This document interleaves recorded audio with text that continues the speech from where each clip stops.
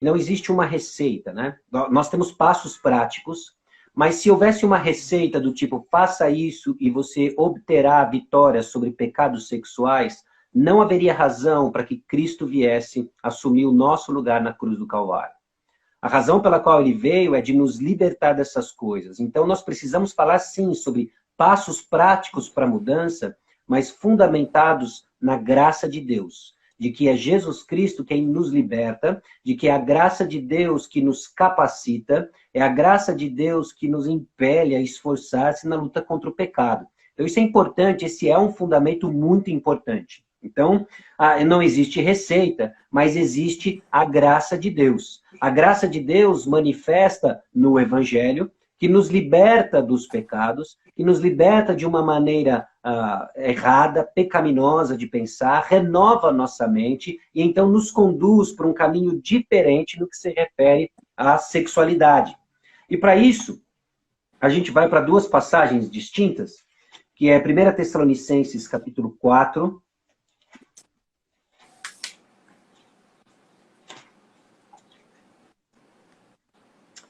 versículo 3. Pois esta é a vontade de Deus, a vossa santificação, que vos abstenhais da prostituição.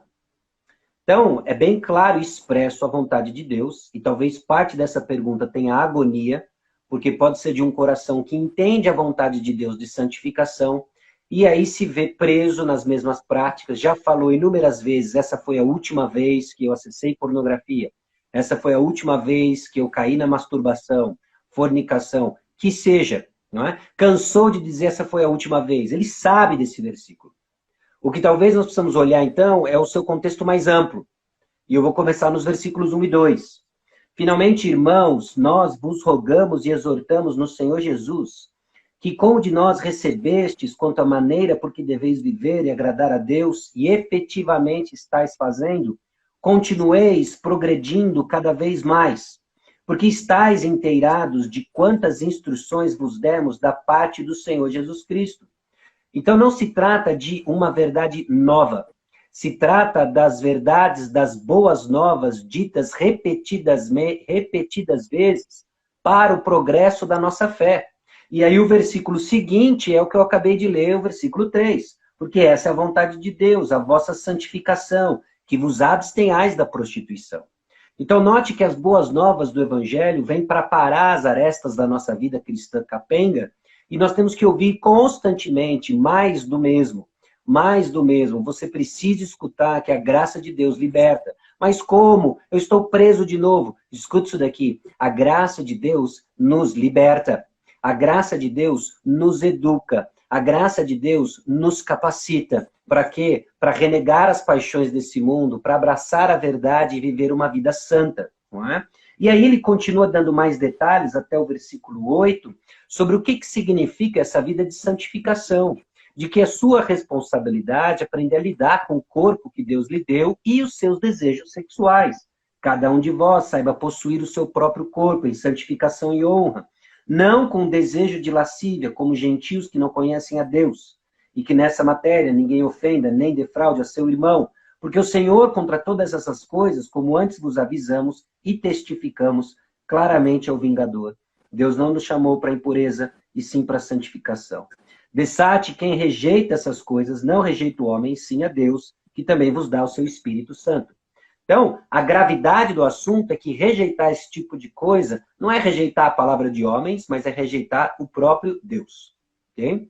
E a segunda passagem, que é Efésios capítulo 5, que nos dá bastante informações, inclusive práticas, na luta contra o pecado sexual, né?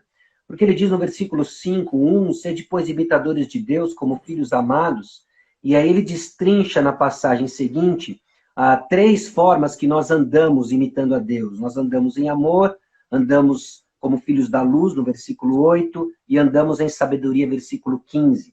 Mas olha o contraste que existe entre os versículos 2 e 3. E andar em amor, como também Cristo nos amou, e se entregou a si mesmo por nós, como oferta e sacrifício a Deus em aroma suave. Mas a impudicícia e toda sorte de impurezas, ou cobiça, nem sequer se nomeia entre vós, como convém a santos.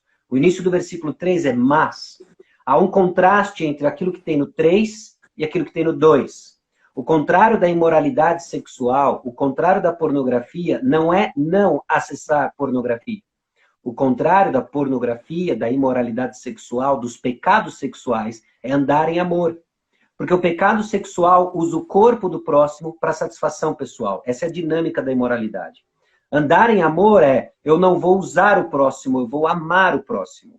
Então, você que está preso no pecado sexual, precisa estar convicto e ouvir mais uma vez que é a graça de Deus que liberta e é ela que lhe capacita a esforçar-se para não mais viver para si mesmo, mas viver para o Senhor, andando em amor.